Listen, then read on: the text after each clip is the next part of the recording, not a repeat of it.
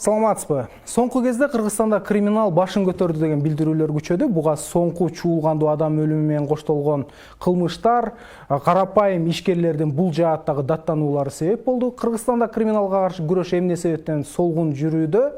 Кылмыштуу топтордун тизгинин тартып, жок кылуу үчүн эмне керек? Дал ушул суроолорду Азаттыктын эксперттери талдайт. Берүүсүндө талкуулап, талдап, жоо издеген жатабыз. Талкуубузга Жогорку Кеңештин депутаттары Эльвира Сурабалдиева, Мирлан Жээнчуроев, жарандык активист, укук коргоочу Рита Карасартова жана Ички иштер министринин орун басары Мирлан Каниметов катышат. Талкууну мен Бакыт Асанов алып барам.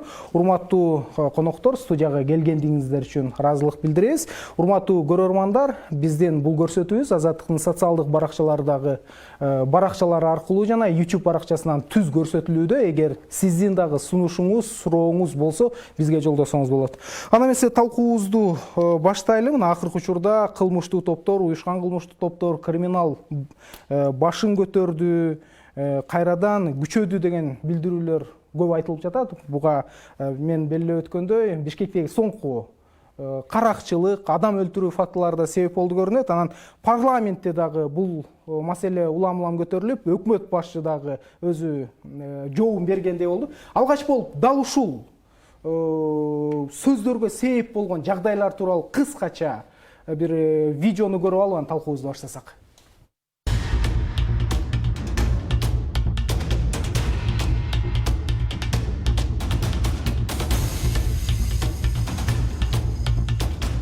Криминал азыр Кыргызстанда кадимкидей баш көтөрдү. Мына Кыргызстандан чыгарылып кеткен акчанын суммасын карагыла. Жарым жылда 247 миллион акча мамлекеттен чыгып кетти. Бир гана чоң компаниялар, чоң бизнес эмес, азыр орто бизнес дагы акчасын алып чыгып кетет. МВД криминал менен күрөшүүдө өзүнүн алсыздыгын кылып атат. Макул, эгерде чоң реформаларды жасаганга акча керек болсун, бюджетте акча жок дейли. Бирок ушул криминал менен күрөшкөнгө, криминалдык жанагындай авторитеттерди, кылмыш дүйнөсүнүн өкүлдөрүн четинен түрмөгө тыкканга ушуга да акча керекпи? Буга саясий эрк керек.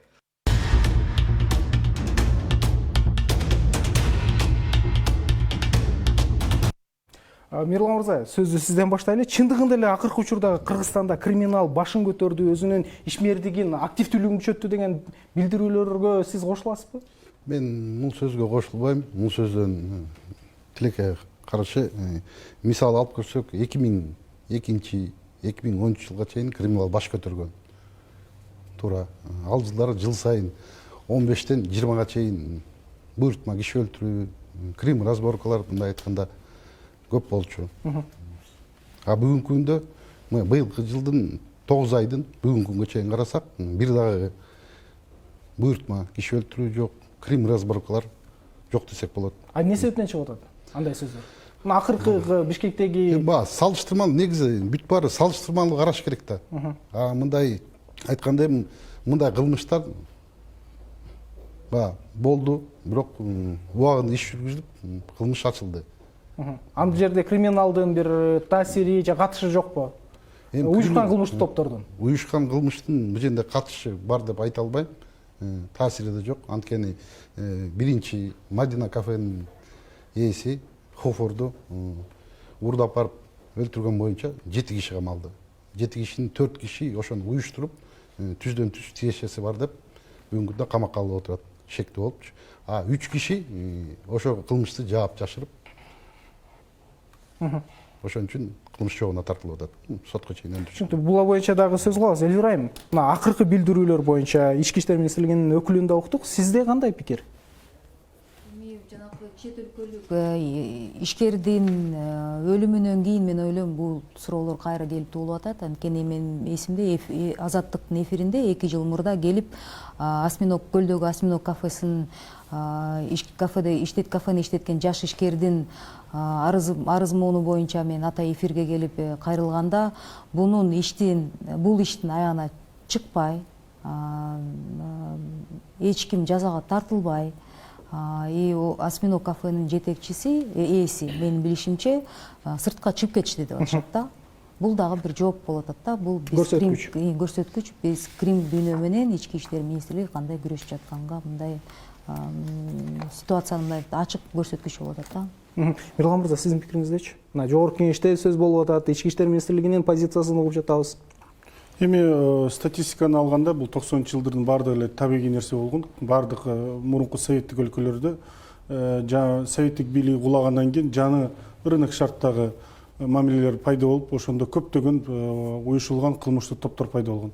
Алар жана жаңы тиричилик, жаңы базарларды, жаңы бизнести алыш үчүн ошол убакта ачык согушка өткөн. Бүгүнкү күндө уюшкан кылмыштуу топ бутка бекем турган, трансформацияланган. Бүгүн уюшкан кылмыштуу топ толук бизнес менен саясий чөйрөгө аралашкан.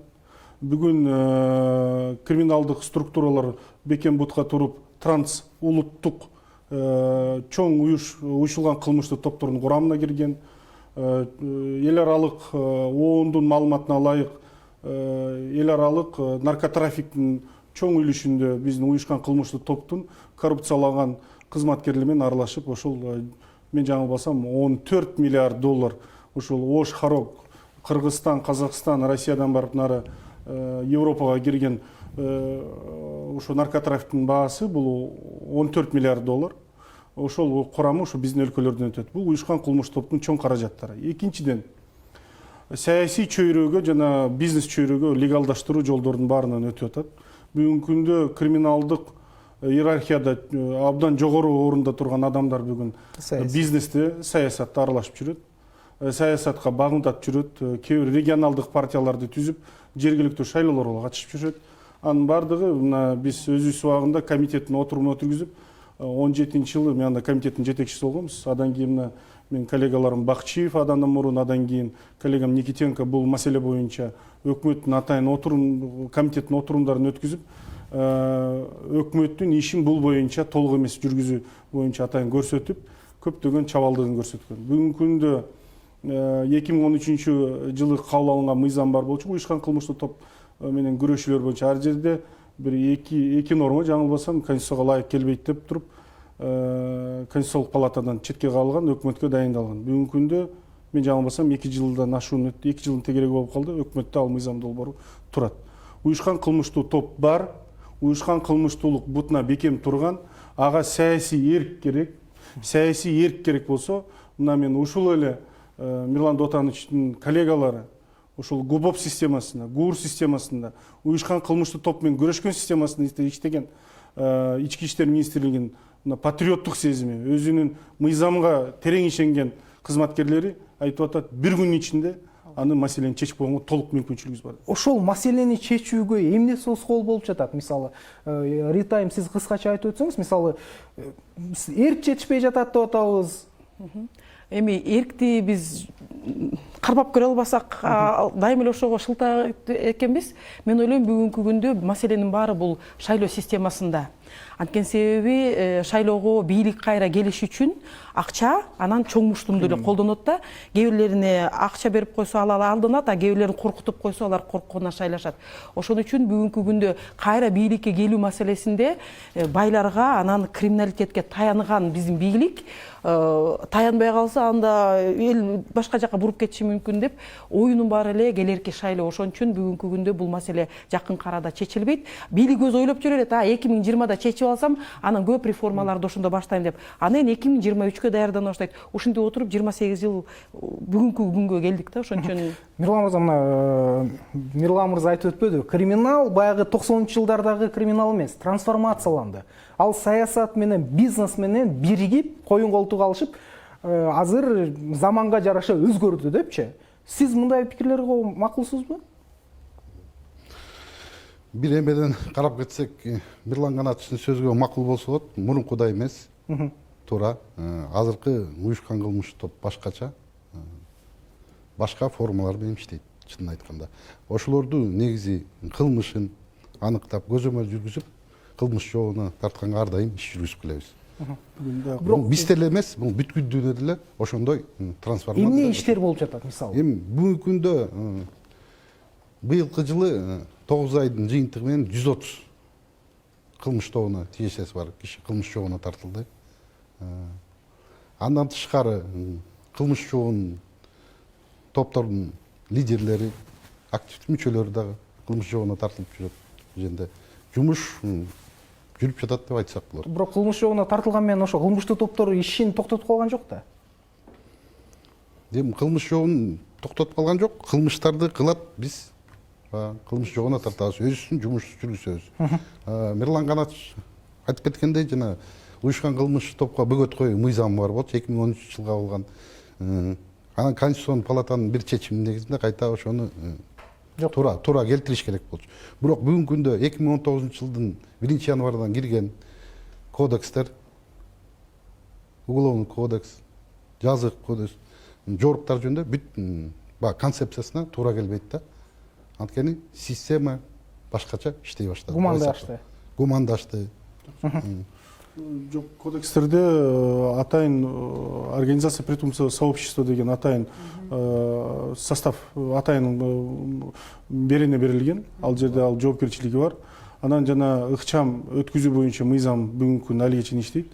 То есть мүмкүнчүлүктөр бар. Мыйзамдык базада мүмкүнчүлүктөр бар. Бирок эгерде бул жаңы ыкмага өтүү маселеси болуп атат, бүгүнкү күндө толук эле бир эле МВД эмес, толук эле укук коргоо органдар ушул жанагы бир оор өткүр маселеден өтүп атат. Анткени бүгүнкү күндө кээ бир маселелер жаңы тартипте өткүзүлүп атат. Бирок уюшкан кылмыштуу топтун ана башчылары бүгүнкү күндө мына бир жакында бир сиздердин бир коллегаңыздар жакшы бир ой бөлүшкөндө айтты, рамки Оксимирона деген бир термин бар.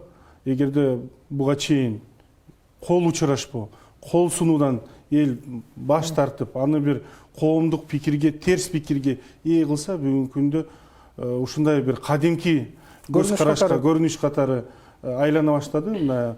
Алар менен күрөшпөй, бүгүнкү күндө алардын каражаттары, алардын техникалык мүмкүнчүлүктөрү биздин ички иштер министрлигинен ойдан жогору. Алардын оперативдик мыйзамсыз угуу системалары, көзөмөл системалары бүгүнкү күндө МВДден да өйдө. Тойлорго бирге барып жатат деп айтып жүрбү? Андан тышкары алардын бүгүн дагы жаңы тенденция кетти. Бир аны мен ойлойм бийлик абдан көңүл буруш керек. Мурунку улуттук коопсуздук комитетинде, ички иштер министрлигинде иштеген мыкты кызматкерлер бүгүн ошол башчыларынын же ошол уюшкан кылмыштуу топтордун кызматына кете баштады. Бул деген абдан чоң бир орчундуу маселе. Биз комитеттин чечиминде көрсөттүк. Бул улуттук коопсуздукка, мамлекеттүүлүккө терс таасир менен, мына диний экстремизм менен бир барабар. Бүгүнкү күндө диний экстремизм уюшкан кылмыштуулук менен да трансформацияланып, аралашып кетип бараткан маселе да бар. Эльвира Айымовна, жана Рита Айым да айтып өтпөдү, жалпы эле ошо эң ириде бул маселенин криминалдын баш көтөрүшүнө саясатчылар, саясий топторда негиз түзүп берип жатат депчи. Ар кандай шайлоолордо, акцияларда атаандаштарына каршы колдонуу менен криминалды кайсы бир деңгээлде легалдаштырды депчи. Эми сиз байкасаңыздар, азыр деген саясатчылардын арасында дагы бир чоң мода чыгып атат, спорт клубдарды каржылоо да. Негедир биз мектептерди, садиктерди салбай жатабыз, колунда бар адамдарыбыз. Белгилүү инсандар деген спорт клубтарынын ачылышына, бул жакшы, дене тарбияны келечекте ойлосок, бул туура. Бирок бул жерде именно ошо башка нукка бурулуп кете турганда мындай суроо туулуп жатпайбы? Мен ойлойм, бул жакты дагы биз караштырыш керекпиз. Анан мен коллегам айтып кетти, жаңы кылмыш процессуалдык кодексинде деген мен ошо кошумчалап кетет элем да. Эгер ОПГнын уюштурулган кылмыш тобунун мүчөсү кылмыш аткарса же жөнөкөй жаран бир кылмыш жасаса, ошондо деген жөнөкөй жаран менен ОПГ мүчөсүнүн жоопкерчилиги башкача болот. Орулушат. Ошол жагынан мен ойлойм ички иштер министрлиги иштеш керек. То есть бул кылмыш тобунун мүчөсү деген далилденсе, анын мындай жазасы оорураак болуп атат да. Бул жаңы процессуалдык кодекстин гуманизациясы эмес, мен ойлойм бул туура киргизилген нерселер болуп атат. То есть бул жерде милиция иштеш керек. Мирлан мырза, ушул жаатта да, мисалы бизде көрөрмандар да сурап жатат, мисалы Кыргызстанда криминал ким десе, милиционер эмес. Уюшкан кылмыштуу топко каршы иштеген оперативдүү кызматкер эмес, жөнөкөй тургундагы кол менен санап бере алат депчи. Мынча топ бар, булар, алардын баары эркиндикте жүрөт депчи. Мына ошолорго карата эмне үчүн чечим, чара көрүлбөйт? Мындан ачыгын айтыш керек, биз светтик мамлекетпиз. Презумпция невиновности деген бар негизи. Ар бир кылмышты далилдеп анан сотто аныкташ керек да. Бул уюшкан кылмыш топ менен кол менен сынап коюш оңой. Ошонун кылмышын аныктап, иш жүргүзүп, сотко чейин жеткирип, күнөөсүн аныктап соттош керек. Ошондой иштер жүргүзүлөт. Жүргүзүлүп атабы азыр? Жүргүзүлүп атат. Каттоо калып. Ошо өзүнчө МВДнын ички каттоосу бар. Ошо каттоого көзөмөл жүргүзүлөт. Ошонун негизинде 130 киши кылмыш жообуна тартылып отурат да. Иш жүргүзүлбөсө 130 киши кылмыш жообуна тартылбайт эле. Мисалы ок атылганга чейин барып, аты чыгып аткан нерселерге эмне себептен анда болуп атат мисалы? Тоноолорду деле айтып атышат, ошолорго тиешеси бар депчи. Эми кылмыш катталгандан кийин гана иш жүргүзүлөт деп. Туурабы? Азыркы мыйзам негизинде сотко чейин өндүрүш деп коет. Кылмыш катталгандан гана иш жүргүзүлө алабыз. Кылмыш катталгандан чейин латенттик кылмыштардын негизинде мурункудай оперативный розыскной мероприятие деп койчу, ыкчам иликтөө иштери бүгүн жүргүзүлбөйт. Соттук атайын амалдар. Ритайым андай ошол негизинде гана иштер жүргүзүлөт. Ритайым. Анткени бияктын кызматкерлери, УКМКнын кызматкерлери бизди мындай слежкага алыш керек. Митингге чыккандардын бала чакалары кайсы бала бакчага барат, ошолорду издеп анан ким кылмыштуу топко жетишмей келе да. Мен айтып кете турган нерсем, Канат мырза айтып кетпедиби? Саясатчылар анан Мирлан мырза теге саясатчылар анан бизнеске кирди депчи. Укук коргоо органдарынын арасындагы аяка кирген бир кызык нерсе да, биз, например, уюшулган кылмыштуу топ деген намга кириш үчүн анын да өзүнүн процедуралары болот экен да. Бир баланы сен ошондойсуң деп туруп камап койгон. Анткени себеби ал бала Крим чөйрөдөгү авторитет менен эле ошол чөйрөдө бири-бирине карама каршы келип калган да. Милициялар тигил бүгүнкү бийлик менен жакшы мамиледе болуп аткандан кийин тиги тарабы бул тарап таштардын баарын камайт экен да. Ал айтат, мен ОПГ деген намга конуш үчүн мен мындай болгондон кийин ОПГ болом депчи. Ошондо бүгүнкү күндө Крим дүйнөнүн өкүлдөрү бүгүнкү биздин расмий укук коргоо, УКМК болобу, милиция болобу, башка прокуратурада болобу, ошолор дагы ошондой ыкмалар менен иштеп калган. То есть бүгүнкү күндө баягы ошол чөйрөдөгү ичиндеги бири-бириндеги оппоненттерди милициялардын аркасы менен жок кылат. Анан бийлик келип бул жагына келип калса, бул Крим чөйрөлөрдү кубалаган адатка түшүп алышты да. Ошондо ойлоп каласың, ким криминалитет, бул дагы еще выяснять этиш керек. Мирлан мырза, жалпысынан да мисалы айтып атпайбызбы? Сиз да айттык, жалпысынан ошо криминал бутуна туруп алды деп атпайбызбы? Бул эми жалгыз гана милициянын иши эмес, мамлекеттин, коомдун иши болуп калды окшойт да. Милицияга эле силер кылышыңар керек деп отура берүүдөн азыркы учурда майнап чыкпай калды дегендейчи. Бул жааттан мисалы парламенттин, өкмөттүн аракеттери, жоопкерчилиги канчалык? Биринчиден биз башка мамлекеттердин тажрыйбасын алышыбыз керек. Бүгүнкү күндө эмне себептен биз милицияга же укук органдарга кайрылып атабыз? Бүгүнкү күндө Ритайымда же Элвира айымда репрессивдик функциялары жок. Мамлекет атайын дайындап берген репрессивдик функциялары бүгүнкү мамлекеттик органдарга берген. Эгерде эртең уюшкан кылмыштуу топтун кол көтөрүү же коркутуу маселелери болгондо аны коргой турган, ал менен күрөшө турган укук орган жанында тампачадан тышкары мыйзам берген көп мүмкүнчүлүктөр бар.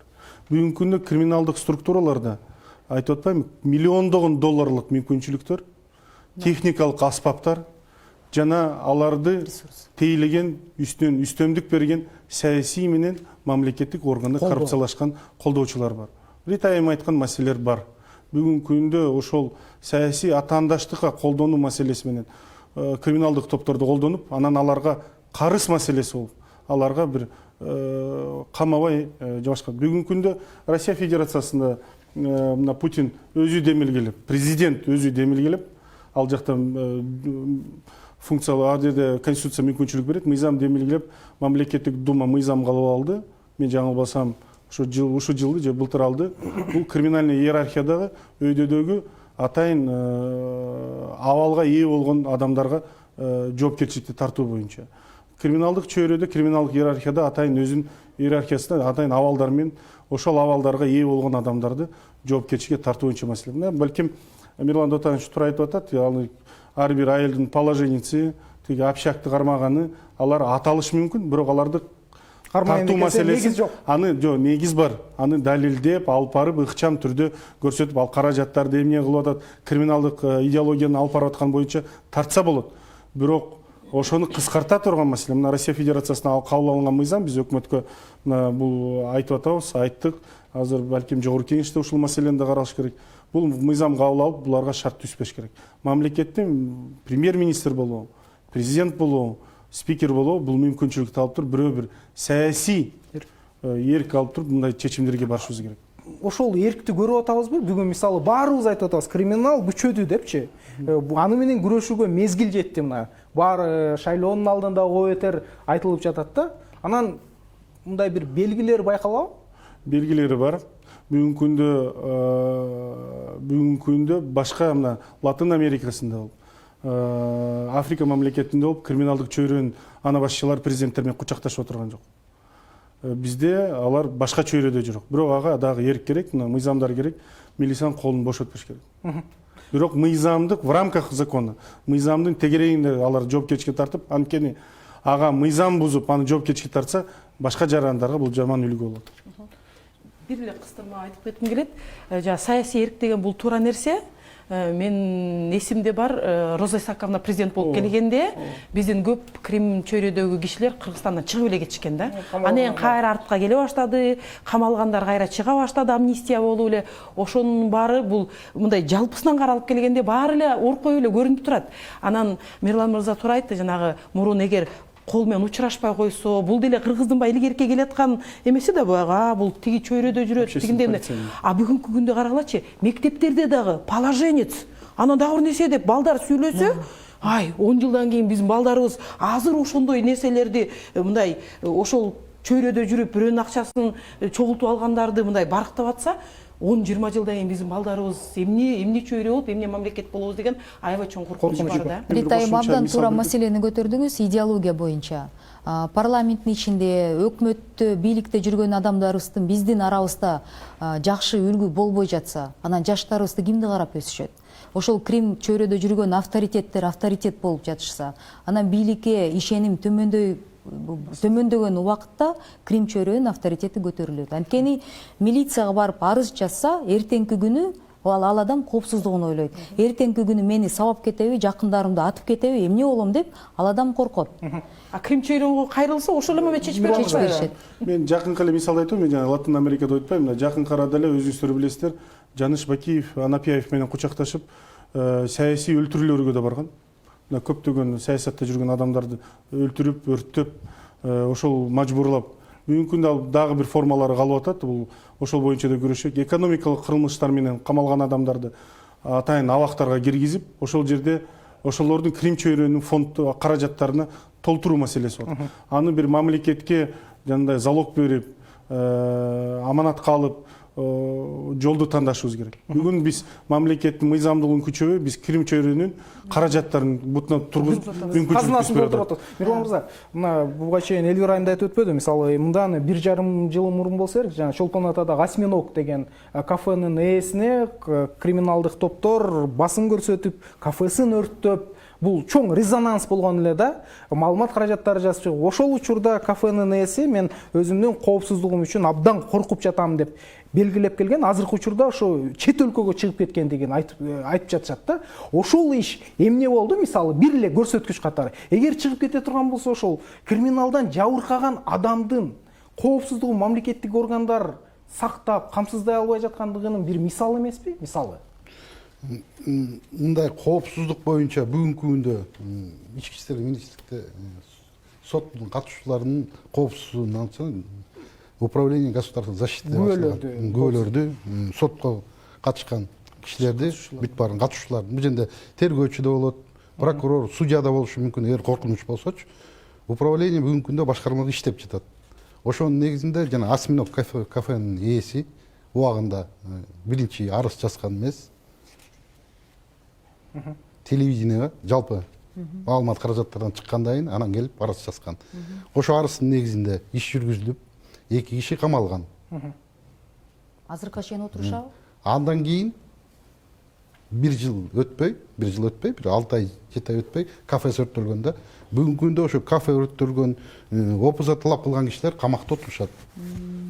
Атиги жабырлануучунун коопсуздугун жанагы башкармачылык камсыз кылып келет. Үй бүлөсүнүн мүчөлөрүн. Арыз жазган киши өзүнүн жумуштары менен сыртка действительно чыгып кеткен. Мисалы сиздерге айтып жатпайбы, ошол милициянын балким чын эле баягы ак ниет иш аткарууга колун байлап турган бир тоскоолдуктар барбы бүгүнкү күндө? Эмне тоскоолдук болуп атат? Ошо криминал менен толугу менен күрөшүп, аны жок кылууга. Толук колун байлап турган эчтеке нерсе жок. Мындан мурун Рита айым айтты, Мирлан Канатович айтты, кичине байланыш бар дегенсипчи. Мындай бийлик өкүлдөрү менен же саясатчылар мененчи. Мен кичине макул эмесмин чынында. 2007-2008 жылы Бакиевдин бийлигинин маалында болгон байланыш. Анткени Садыркуловдун резонанс иши боюнча убагында ошо ишти толугу менен баштан аягына чейин тергеп, ошо кылмышты ачканга ачкам. Анткени ал жерде бийлик өкүлдөрү, криминал чөйрөсү, күч органдары баш аягы 27 киши кылмыш жообуна тартылган. Ошондо аныкталган. Тиешеси бар. Бийликтин, бийлик өкүлдөрү, күч органдары бүт бары криминал чөйрөсү катышкени аныкталган да. Мисалы жакында эле болгон резонанстуу Мадина базарындагы соодагердин өлүмүнө шектүү катары кармалгандардын арасында мурда милицияда иштеп кеткен адамдар бар экендигин министр Кашкар Жумушалиев айтты. Ушул нерсенин баары эле демек мурдагы кызматкер деле бул эми милиция кызматкери катары кабыл алынат да. Ушунун баары эле жанагы сиз айткандай милиция менен криминал коюн колтук алышып бири-бири менен аралашып кеткен сөздөргө негиз болуп атпайбы? Эми бул мурда иштеп кетип, бирөө өз ыктыяр менен кеткен кызматкер болуп кетип калган 6 жыл болгон. Бирөө 2 жыл мурун, 3 жыл мурун кылмыш жообуна тартылып, андан кийин кеткен. Эми мунун баарысын күч органдары тиешеси бар дегенге туура эмес эле, макул эмесмин, такыр эле. Ар бир кылмышта ар бир кесиптин өкүлдөрү болот. Кээ бирде врачтар деле, кээ бирде мугалимдер деле кылмыш жасайт. Бирок эмнегедир аны жалпы маалымат каражаты көтөрбөйт. Туурабы? Күч органдардын эмесе дароо эле көтөрүлүп чыгат да. Эми бул мыйзам чөнөмдүү көрүнүш болсо керек. Мен акыркы маселелер боюнча мындай калыстуу үчүн айтып кетиш керек. Бизде бул мамлекеттик деңгээлде маселе. Бизде көмүскө экономика, өзүңүздөр билесиздер, бейрасмий 60%га чейин барат, расмий түрдө 30%дан ашык деп атат. Ошо бейрасмий көмүскө экономикада көптөгөн акча каражаттар жүгүртүү болот. Ошол себептен ошол жактагыларды аңдыган бул крим чөйрө болот. Мына өзүңүздөр билесиздер, бул акыркы Мадина кафесинин ээсин өлтүрүү, аэропорттун жанында аэропорттон жана өлүк табылып, ал жерде жана көп акча жүгүртүү, көмүскөдөгү акча каражаттар жүгүртүү боюнча деген ар кандай мындай жоболор айтылып атат, божомолдор. Бул ошол маселелерге бир орчунда алып келген. Буга чейин сиздер билесиздер, Дордойдун тегерегинде мындай эмелер болгон, каракчылык болгон. $300,000 чейин, $200,000 чейин тоноп, бул каракчылык өлүмгө алып барган эмес болчу. Алар ыкчам түрдө ачылып, кармалып, коомчулукка эртерээк биз тапшырып берсек, бул мындай бир профилактик бир мүнөздөмө болмок. Бирок алар күнөөлөрдү мына ачык айкын айтыш керек. МВД кармалды, мына сүрөтү бул разобщение болду, бул кылмыштуу топ, бул кылмыш топко ээ болду бар экен деп туруп ачык айтсак, ошондо балким калган кылмыштар токтоого бир жол түзөт эле. Бирок ал оорлоп кетирет. Бул деген бул жөн эле сөз эмес, бул атайын илим, криминология илиминде бул атайын белгиленген жоболор. Мисалы сиздер айтып жатпайсызбы, алдын алуу профилактика үчүн ошо мыйзам бузуу болгондо, коркутуу болгондо арыз жазылышы керек депчи. Жок, арызсыз карала турган жобо да бар. Арызсыз карала турган, бирок ошол учурда арыз жазган күндө дагы эртең криминалдык топтун мүчөлөрү келип, мени коркутуп, коопсуздугума шек келтирет, коркунуч туудурат деген аябай элдин арасында коркунуч, мындай чочулоо күч да. Буга эми милициянын дагы айрым жетиштүү деңгээлде иш алып барбагандыгы себеп болсо керек. Жана сиз айтып атпайсызбы, күбөлөрдү коргоочу атайын башкармалык иштеп жатат депчи. Бирок ошол канчалык деңгээлде эффективдүү иштеп атат? Эффект бар. Мына бүгүнкү күнгө алсак 169 опуза талап болсо 164 ачылган. Кылмыш жообуна тартылган 164 киши ошо 164 Аз эмес па бул? 164-төн көбүрөөк 3 гана кылмыш ачылды элек. 3 кылмыш боюнча и то кандай кылмыштар ачылды элек. Телефон менен коркутуп үркүткөндөр анан бир жолу эле колдонуп акча да алган жок, ошо менен калып калды да. А калган кишилер бар, өздүгү бар адамдар бүт баары кылмыш жообуна тартылган. Бул да өзүнчө көрсөткүч деп айтсак болот. Опузаткалап уюшкан кылмыш топтун эң биринчи кылмышы болуп эсептелет. Биз Ритайм, сиз өзүңүздүн пикириңизди айтыңыз андай эме. Бир кичинекей эле кошумча, мындай ушунча киши камалды деген эле статистикага барбай, жана алдын ала иштер болуш керек да, алдын ала иш Мирлан мырза айтып кеткен туптура. Эгер бул тараптан милициялар ушундай кылмыш топту ушинтип атабыз деп айтып баштаса, элдер көрсө иш жүрүп аткан турбай деп. Мына бүгүнкү күндө расмий түрдө айтып коюш керек. Аябай көп рейдерский захват болуп атат бизнесте. Чоңун кичинекейин. Кээ бир жактан юридика жагынан сындырып атышат, а кээ бир жактан коркутуп эле өзүнүн бизнесине мынтип өткөзүп берип койгондар болуп атат. Алар уже билишет, кой мен бербей койсом эртең балдарыма, туугандарыма кандай бир залакасы тиет депчи. Анын баарын токтотуп койгонго именно милициянын колунда бар да, алар мындай жөн эле камап койбостон телевидениядан айтып, кантип иштеп атышат, момунтип каралып, момундай маселелер болду деп ачыкка чыгарса, ишеним болуп туруп, анан элдер уже арыз жаза баштамак. Бүгүн арыз жазгандан коркушат, балким арыз жазып койсом, ошо кылмыштуу топтун чоңуна өзүм чыгып каламбы деп. Мен бир кошумчалык менен жана опузалар боюнча албетте арыз керек, бирок жана Оштогу маселе боюнча, ок жеген боюнча ал жерде ал больницага түшсө, ал жерде атайын бекилген ыкчам кызматкер бар, ал рапорт негизинде эле РППга катталып иш козголот. Бирок ошонун баары эле мамлекеттик кызматкерлердин дагы аралашкандыгы жөнүндө кептер болуп атпайбы? Ош мэриясынын спорт башкармалыгынын башчысынын аты аталып, ал Оштогу белгилүү криминалдык авторитет менен чогуу жүргөн видеолору чыгып атат, бирок эмнегедир ал боюнча кайсы бир териштирүү жүрүп жаткандыгы, же кайсы бир чара көрүлгөндүгү боюнча коомчулукка маалымат жетпейт да. Ушунун баардыгы эле ар кандай күдүгөйлөргө түртүп жаткандыгына Мирлан мырза сиз макулсузбу мисалы? Эми баягы жолугуп жаткандагысын 2017-жылкы 16-жылкы запистеп берди негизи. Бүгүнкү күндө сотко чейин өндүрүш жүрүп атат. Аягына чейин чыгат. Аягына чыккандай маалымат берели. Ошондо кандай жагдай кандай болгонун. Мен дайыр нерсени Элвира айымдан сурагым келип атат да, мисалы биз айтып атпайбызбы, криминал менен күрөшүүгө эң жогорку деңгээлдеги саясий эрк керек болуп атат депчи. Жөнөкөй милиционерден эмес, жөнөкөй министрдин орун басарынан эмес, президенттен сурагандай абалга келишибиз керек депчи. Эмне тоскоол болуп атат бүгүнкү бийлик башчыларынын ошого барышына? Мисалы Ритайым айткандай эмптеп шайлоону өткөрүп алып, андан кийин күрөшөлү деп күтүп отурушабы? Мен ойлойм, бул жерден финансы, каражат жагынан, мына коллегам да айтып кетти, бияктан Ритайым деле айтып атат, каражат жагынан именно уюшкан топтун кылмыштын мүчөлөрү деген жетекчилери абдан чоң деңгээлде, чоң даражадагы, чоң ресурстун ээлери болгондуктан жөнөкөй милиционерлердин да алы жетпейт, анча-мынча саясатчылардын да алы жетпейт. Ошондуктан бул эң жогорку деңгээлдеги саясий эрк керек деген сөз ошо болуп атат да. Үстү жактан баштап бул токтотуш керек, шайлоого да колдонулбаш керек, анткени шайлоодо да сөзүн ачык колдонулат. Эми биз шайлоодон өткөн Мирлан мырза да өттү, мен да өттүм, бунун баары бар болду. Кээ бирөөлөр тиги бийлик партиясы тарабы дейт, кээ бирөөлөр оппозиция партиясы тарабы дейт. Менимче бүт тараптардан эле колдонулду да. Анткени деген бул бир чоң муштумдун мындай немеси. Саясатчылардын да жоопкерчилиги болуш керек экен да бул жерде. Болуш керек. Сөзсүз түрдө. Жиктөө деген негизи могу шайлоодо криминалды колдонуу деп эми саясатчылар бизенден коркпош керек, коркпойт да туурабы? Арыз жазса болот да. Могу уюшкан кылмыш топту, могу саясатчыны коркутту, же бул саясатчыга иштеп жатат. Андай болгон жок да. Мен айтып берип коеюн. Сиз жанагы статистика берип атпайсызбы? Да. 164 аткаруучуларды кармады бар. Жөнөкөй пешкаларын кармады. Бирок башчылары жакшынакай тойлорду уюштуруп, чоң Кыргызстандын деңгээлинде арасында биздин милиция кээ бир генералдар аралашып, ошодон кийин ким арыз жазат? Сөзсүз. Ким арыз жазат? Ошон үчүн эрк керек. Мына Россия Федерациясында кылмыштуулук бар, бирок ал жактан президент өз колуна алып туруп, мына бүгүнкү күндө белгилүү болгон транс улуттук кылмыштуу топтордун башчыларын түрмөгө алып барып атат, тыгып атат. Ошон үчүн бизде да мындай.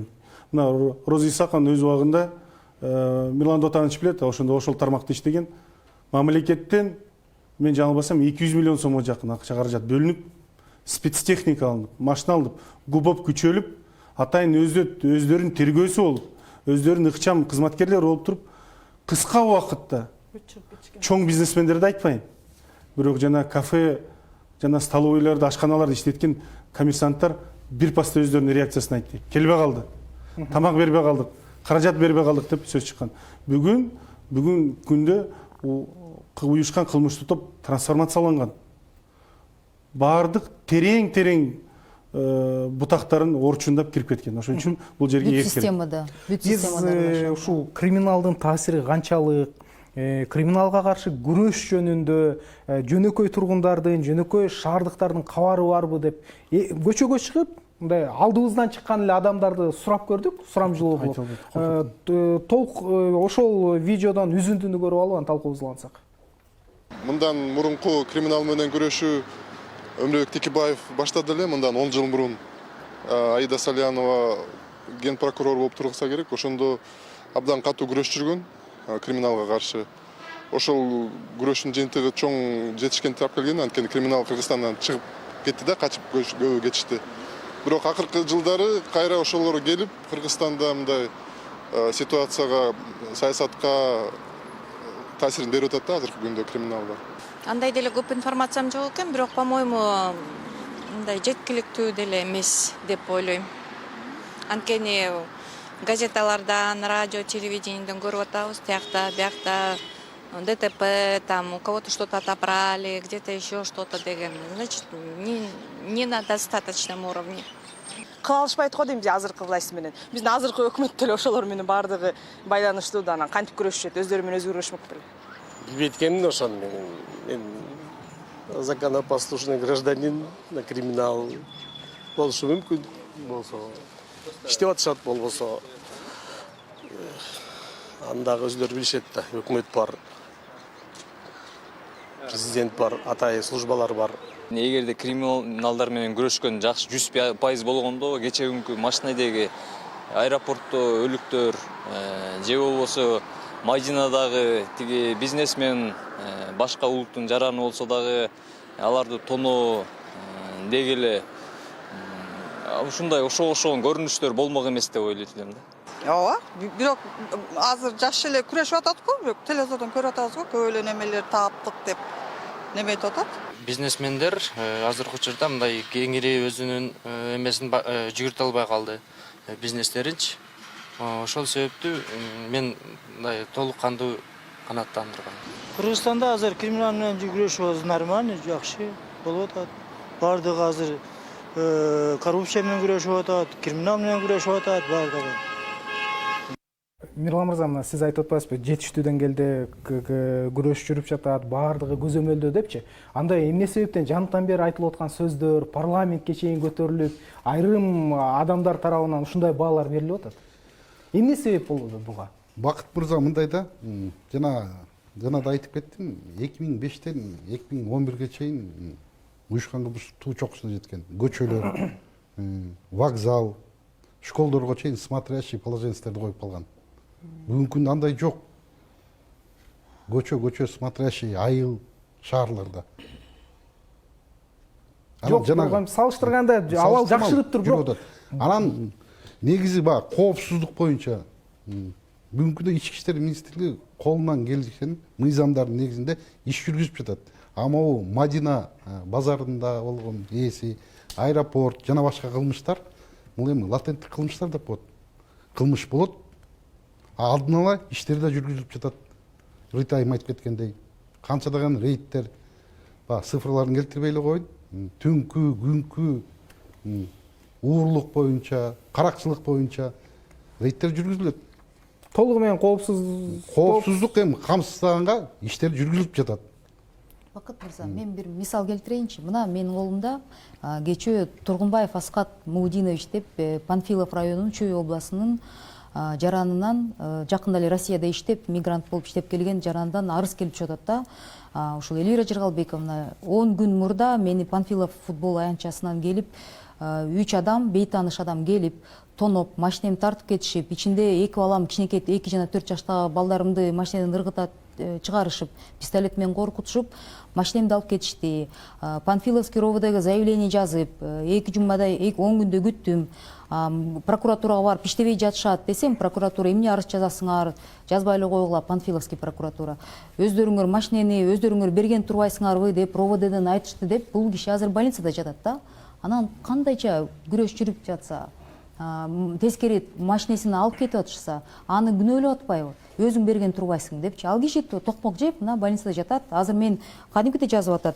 Мен өзүмдүн өмүрүмөн коркуп жатам. Кичинекей жаш балдарым түнү менен уктабай жүрөгү түшүп калышты. Жардам бериңизчи, өтүнөм. Мыйзам чегинде жардам бериңизчи деп, мыйзам чегинде чара көрүңүздөр, өтүнөм деп. Ушундай кайрылуулар болот. Бул бир гана мисал болуп атат да. Бул бир мен жакында эле кечип алган арызды айтып атам да. Текшерели, бирок эмнеге милиция кызматкерлери машинемди тартып кетишти, урдап кетишти деп, айдап кетишти деп атса, пистолет менен коркутушту деп атса, сен өзүң бербейсиңби, берген турбайсың деп жооп болбош керек да. Ушундай мындай мен азыр эч кимге күнөө салган жокмун, мында текшериш керек сөзсүз, бирок мындай даже мындай жооптор болбош керек да. Анан эл арасында бизге кантип ишеним болот да. Мисалы мен муну эми прокуратурага жөнөтөм, сиздерге милицияга карматам копиясын, эми текшерип бериңиз, бирок мындай милиция кайрылган адам сөзсүз түрдө өзүнүн коопсуздугу, мына мен подзащитамын деп, мындай аябай уверенный жүрүш керек да. Бизде андай сезим жок эл арасында. Мирлан мырза, ички иштер министрлигинин позициясы эми баягы ишибиз толук кандуу жүрүп жатат, баардыгы көзөмөлдөө деп атпайбы? Албетте бул баягы мамлекеттик органдын жообу ушундай эле болот. Бирок ошентсе дагы жанагы абалды, чыныгы абалды алдыга чыгарып, жанагы сиз айтып аткан, баарыбыз айтып аткан криминалга каршы, кылмыштуу топторго каршы күрөштү жүргүзүү үчүн саясий эрк керек деп эле отура беришибиз керекпи? Бүгүнкү күндө Мирлан Дотановичка биз туура түшүнүү менен кабыл алыш керек. Бул Мирлан Дотанович абдан тажрыйбалуу, ыкчам кызматкер. Уюшкан кылмыш топтор менен күрөшкөн, иштеген. Бүгүнкү күндө Мирлан Дотанович министр болсо, балким башка заявление жасайт беле, бүгүн орун басары болуп, бир аз регламент менен кыскарып отурат. Анткени жетекчиси бар, жетекчиси менен кээ бир маселелерди талкуулаш керек.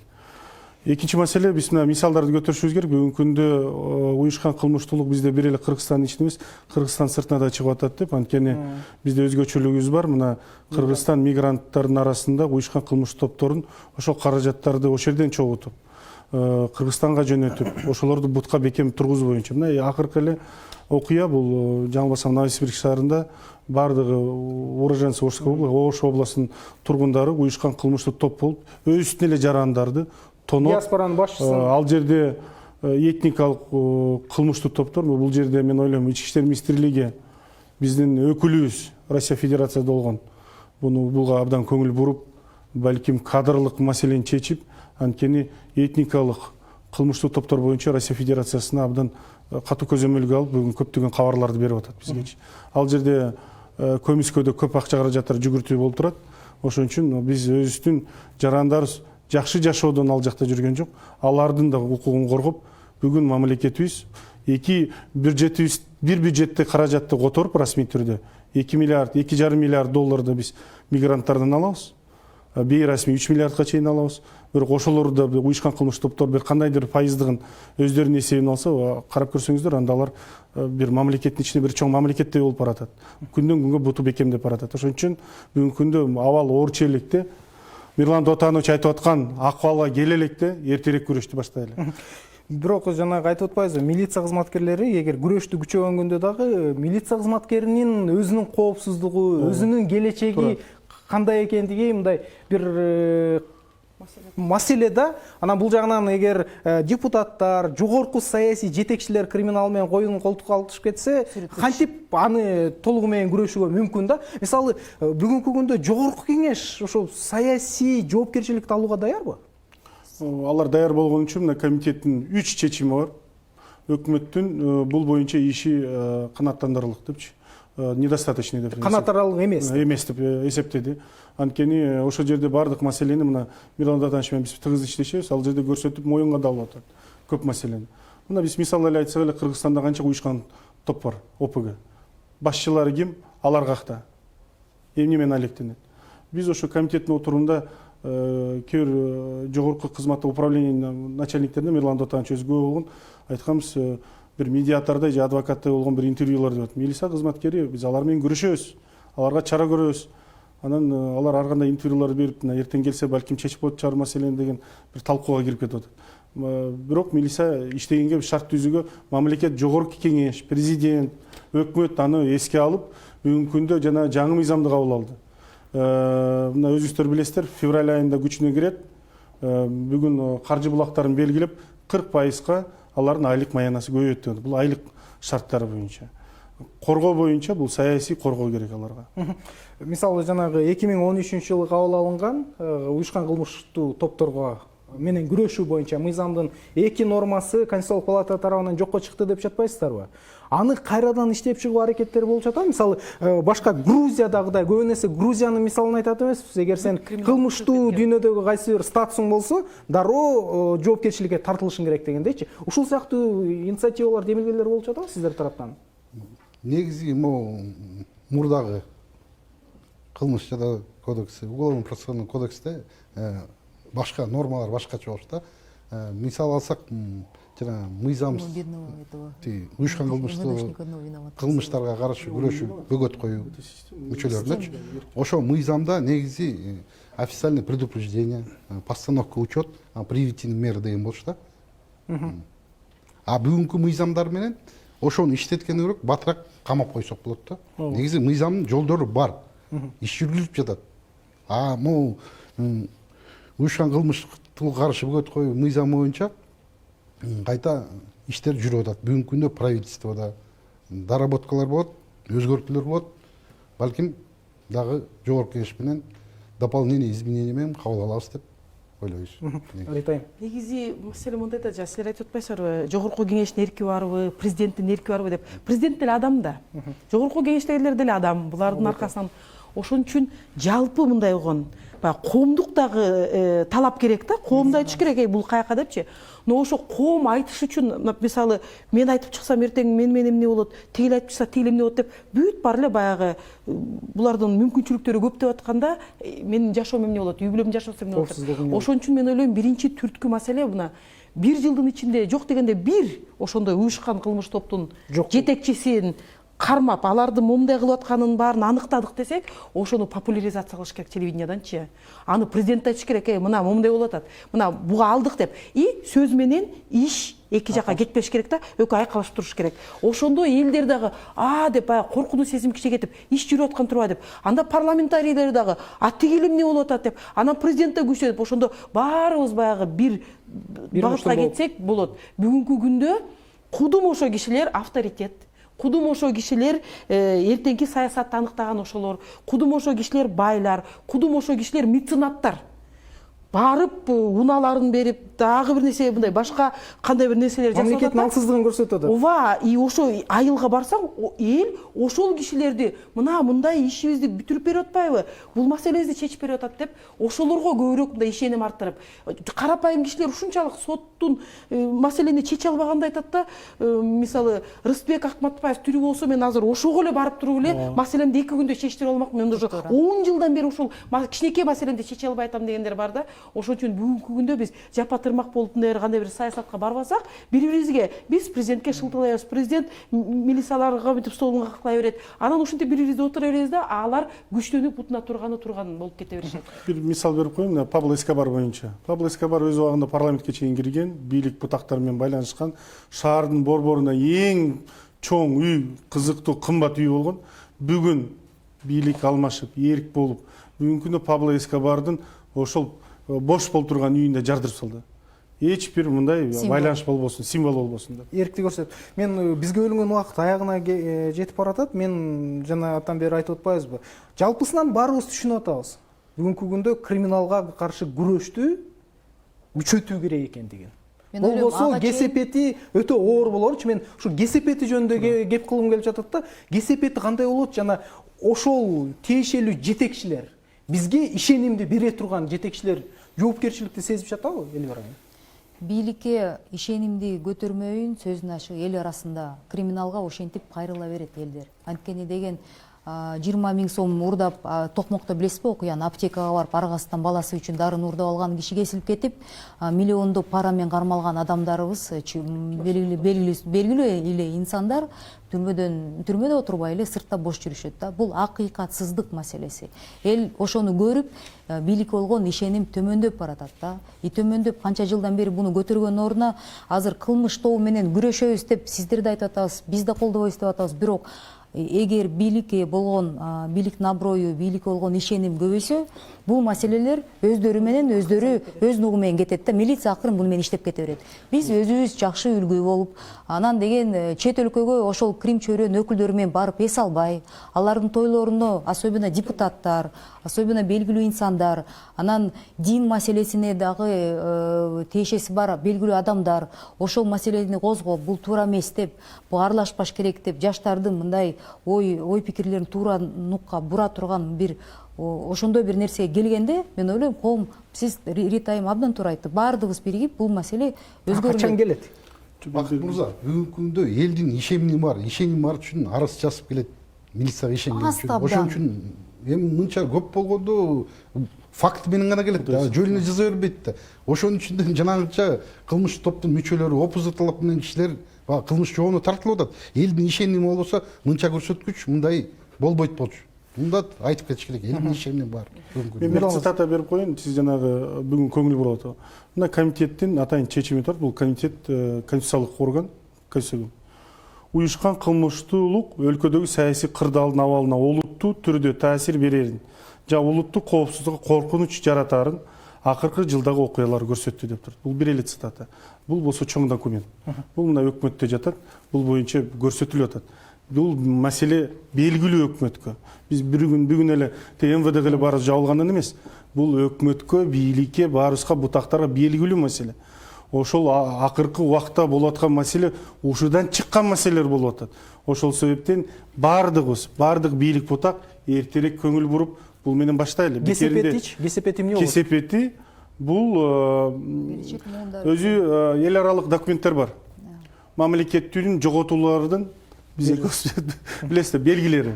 Анын бирөөсү криминалдык структуралар менен мамлекеттик органдардын аралаш биргелешип, мамлекеттик органдар аларды башкара албаган мүмкүнчүлүктөр, бул мамлекеттүүлүктүн жоготуунун белгилеринин бири.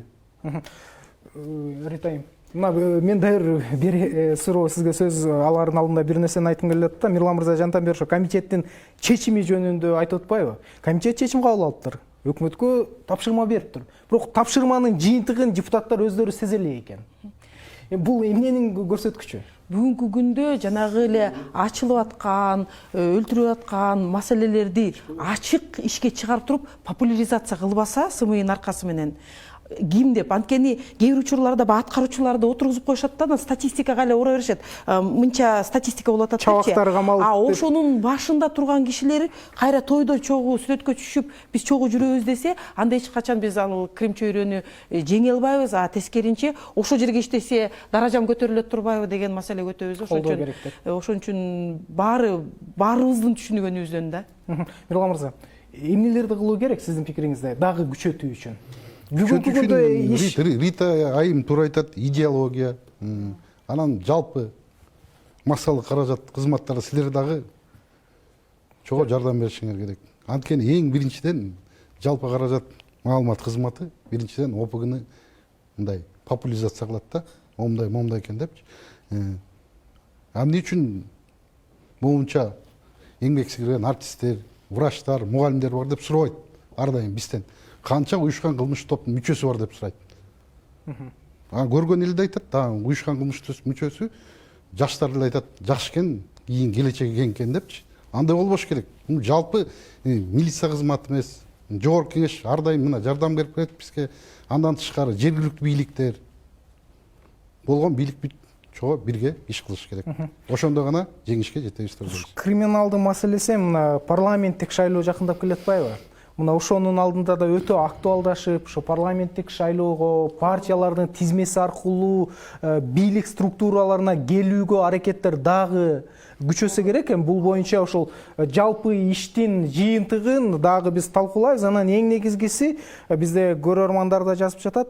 Ошол криминал менен каршы күрөшүүдө албетте мамлекеттик органдар, милиция өзүнүн аракетин жакшылап кылып, бийлик органдары жоопкерчилик болуш керек, анан коомдук жектөө керек депчи. Мына ушул нерсени жолго коюу, идеология кылуу керек депчи. Урматтуу коноктор, бизге бөлүнгөн убакыт аягына келип калды. Урматтуу Азаттыктын угарманы жана көрөрманы, биз бүгүн эксперттер талдайт көрсөтүүсүнүн алкагында Кыргызстандагы криминалдын баш көтөрүүсү жана ага каршы күрөштүн жүрүшү тууралуу сөз кылдык. Биздин бүгүнкү программабызга Ички иштер министринин орун басары Мирлан Каниметов, жарандык активист, укук коргоочу Рита Карасартова, жогорку кеңештин депутаттары Мирлан Жеунчероев жана Эльвира Сурабалдиева катышты. Талкууну мен Бакыт Асанов алып бардым. Саламатта болуңуздар.